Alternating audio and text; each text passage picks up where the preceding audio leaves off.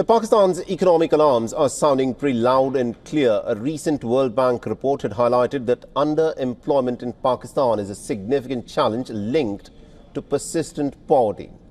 Now, poverty rates in the country's less developed provinces have significantly worsened since the pandemic, compounding the existing economic challenges.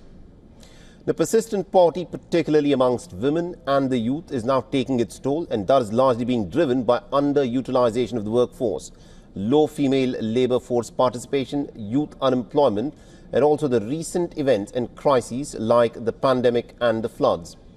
Now, underemployment refers to individuals working in jobs that do not fully utilize their skills, or those who are working part-time but desire full-time employment, highlighting a mismatch between labour supply and quality job opportunities. Now, poverty varies widely across Pakistan's provinces, with some regions experiencing much higher rates than others. An older study had shown that Balochistan has the highest poverty rate. Washuk and Khuzdar districts in Baloch show more than 70% poverty rates, and poverty is particularly high in the rural areas across all provinces nationally.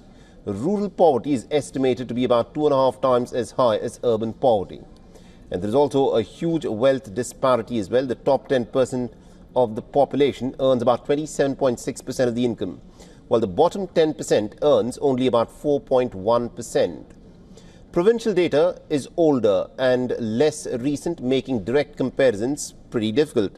And still, the general trend shows that Balochistan is the most affected, with a poverty rate of 69%. In Khyber Pakhtunkhwa, it is about 50%. The biggest challenge is a large informal sector, with over 85% of the workforce, which limits income security. National level data from 23-24 indicates high poverty levels of nearly 25.3% and 39.4% under the low to middle income poverty line of $3.65 per day. The key findings of the World Bank report are that the quality of work available shows that most new jobs are created in low productivity sectors, significant gender disparities with underemployment, and also a particularly large problem for women.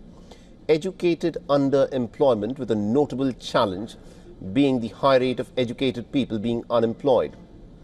High vulnerability to shocks due to the reliance on informal, low-quality jobs is another major problem.